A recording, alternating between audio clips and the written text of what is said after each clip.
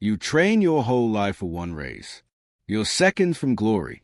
The crowd's roaring, the medal's basically around your neck, and then you vanish. Completely. No goodbye. No note. Just gone. This is the story of the Olympic champion who never ran his final race, and a century later, we still don't know why. Our mysterious athlete wasn't just good, he was unbeatable. In the heat, he set an Olympic record. Newspapers were already writing his champion's profile. He was a Usain Bolt of 1912, minus the lightning bolt pose, plus a very questionable mustache. In the stands, people whispered his name like a sure bet. The king of Sweden himself was ready to watch him snatch gold. But here's the weird part. In the final minutes before the starting gun, this superstar did something no one saw coming. And no, it wasn't a false start. It was a complete live start, in the opposite direction. The 5,000-meter final was set for a crisp summer evening. The stadium was packed. The athletes lined up. Coaches barked last-minute pep talks. Then the crowd buzzed with that electric hum before the roar. The starter glanced down the track, and one lane was empty. His lane, on the warm-up track. His number bib lay on the ground like a dropped clue in a detective novel. The starter shrugged, fired the gun, and the race went on without its biggest star. Imagine buying front-row tickets to see Michael Phelps, and the pool is missing Michael Phelps. Not only did he skip the final, he didn't just vanish from the stadium. He vanished from the entire country. Witnesses last saw him walking toward the stadium tunnel. Then, poof, like someone hit Control+Z on reality.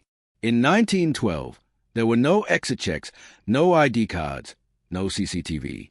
If you wanted to disappear, all you had to do was keep walking. By the time officials realized something was wrong, he'd already crossed city lines. Some swore they saw him on a carriage heading out of Stockholm. Others claimed he boarded a ferry. A few whispered about a train to Norway. And the Swedish Olympic Committee? They didn't issue a search. It was treated like, "Is gone. Next race." If you think this was just cold feet before a big race, oh no. The early Olympics were wild. Athletes often paid their own way, lived in barracks, and competed in multiple events. Behind the scenes, politics and national pride could get ugly. Rumor had it our missing man was tangled up in disputes about amateur status, shady betting rings, even a locker room altercation.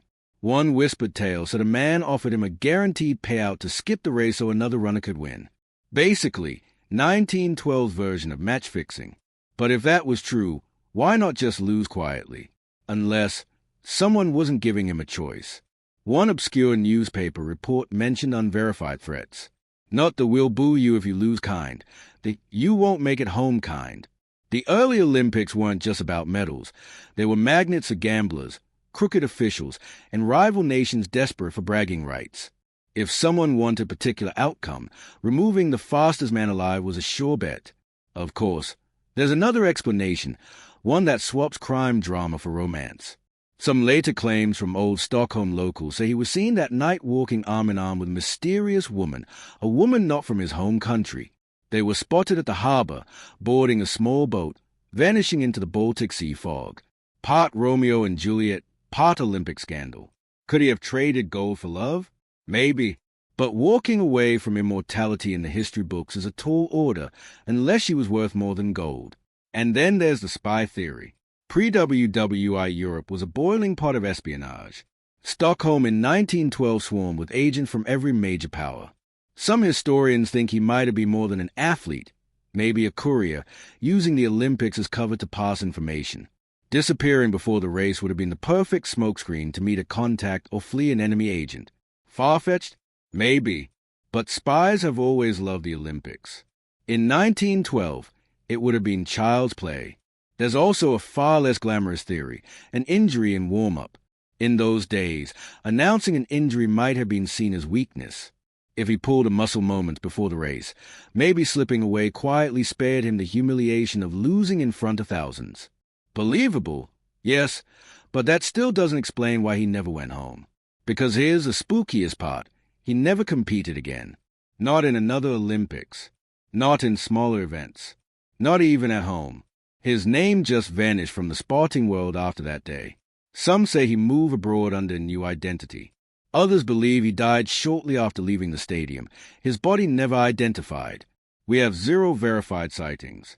It's as if his athletic career, and maybe his life, ended the moment he stepped off that track. And then there's the wildest theory of all, that the vanish was a plan from the start. Some think he entered the Olympics purely as a ticket out of his home country. In 1912, there was no social media, no modern passports, no quick way to track someone. If you wanted to disappear, you could, while the rest of the world wondered where he went.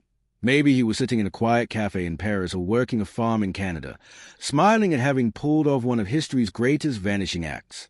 A century later, the truth is still buried, maybe in old letters, forgotten family stories, or the bottom of the Baltic Sea. The man who could have been an Olympic legend instead became an Olympic ghost. So next time you watch the games and see an athlete at the starting line, remember, not everyone's finish line is the one you think. And if you love stories like this, stick around, because history's locker room is full of secrets, and we've only just begun opening the door.